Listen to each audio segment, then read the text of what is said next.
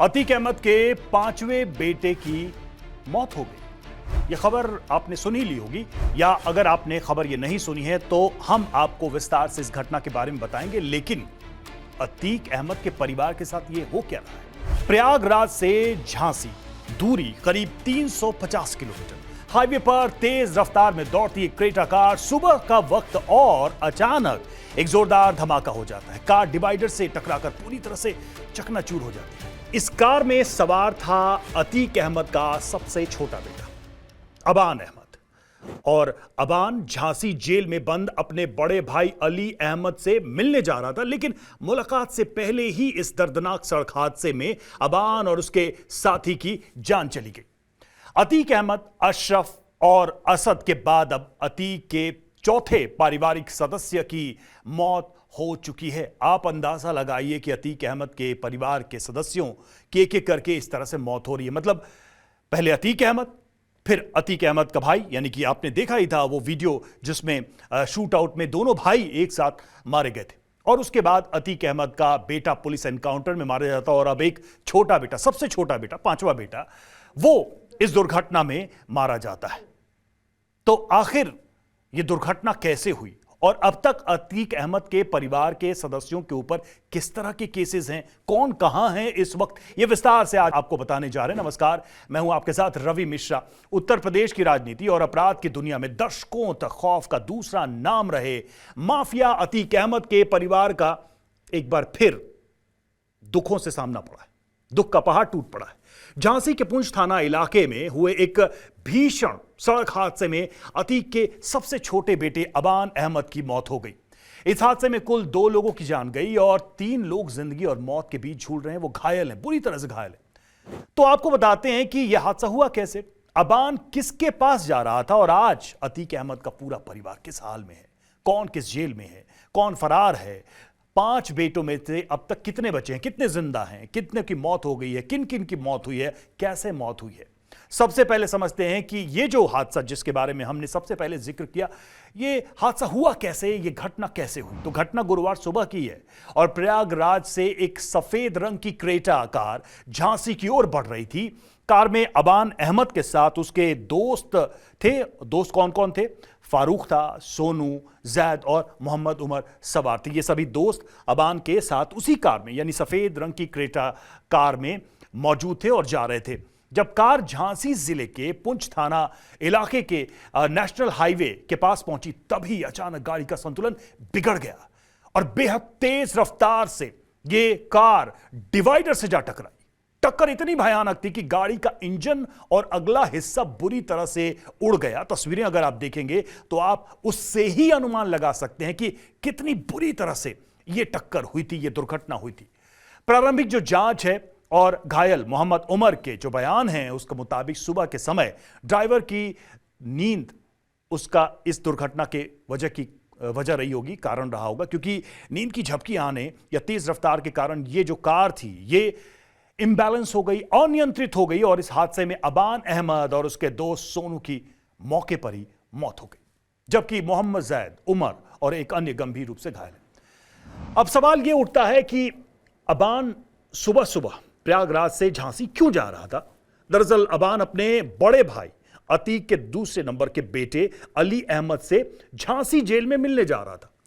आपको चलिए याद दिला देते हैं, अगर आपको याद नहीं आ रहा है तो, कि अली अहमद पहले प्रयागराज की नैनी सेंट्रल जेल में बंद था, लेकिन अक्टूबर 2025 में उसे अचानक झांसी जिला जेल शिफ्ट कर दिया गया। इसकी वजह थी जून 2025 में नैनी जेल के अंदर हुई एक औचक छापेमारी, और तलाशी के दौरान अली अहमद की बैरक से 1100 रुपए नकद बरामद हुए थे। जेल मैनुअल का यह इतना बड़ा उल्लंघन था कि शासन ने तुरंत ही एक्शन लेते हुए डिप्टी जेलर और हेड वार्डन को सस्पेंड कर दिया था, और अली को सुरक्षा कारणों से नैनी से निकालकर, यानी प्रयागराज की नैनी जेल से निकालकर यहां यानी झांसी ट्रांसफर कर दिया, और तब से वो इस झांसी जेल में ही है।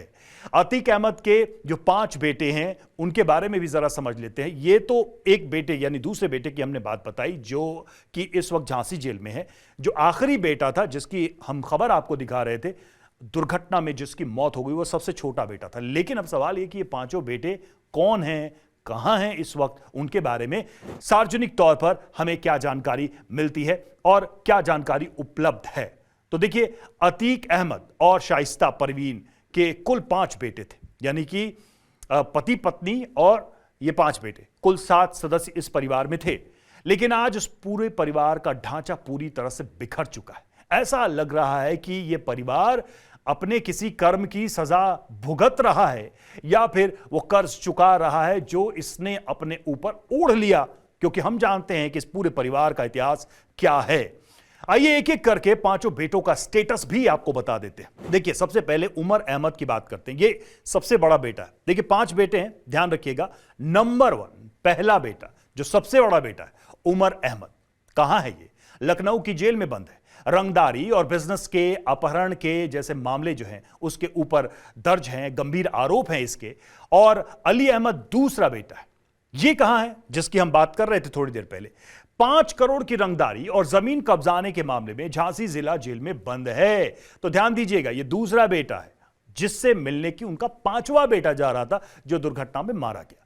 अब तीसरे बेटे की बात करते हैं जो मीडिया में छाया रहा कुछ समय पहले तक, अपनी मौत से पहले। वो अब इस दुनिया में नहीं है।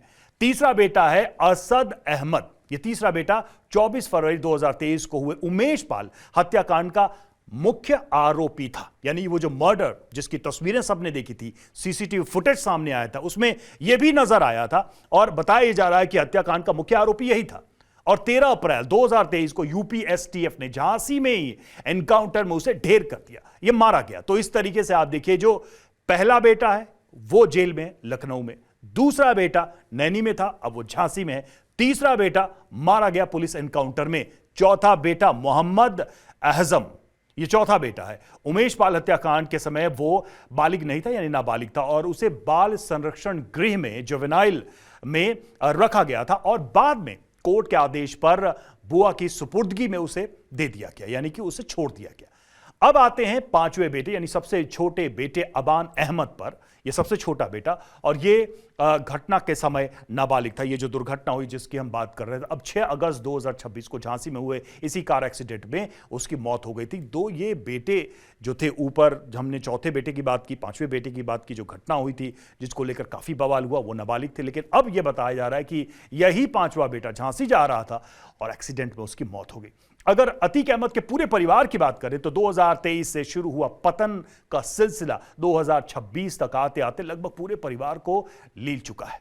13 अप्रैल 2023 की बात करें, देखिए अहम तारीख है।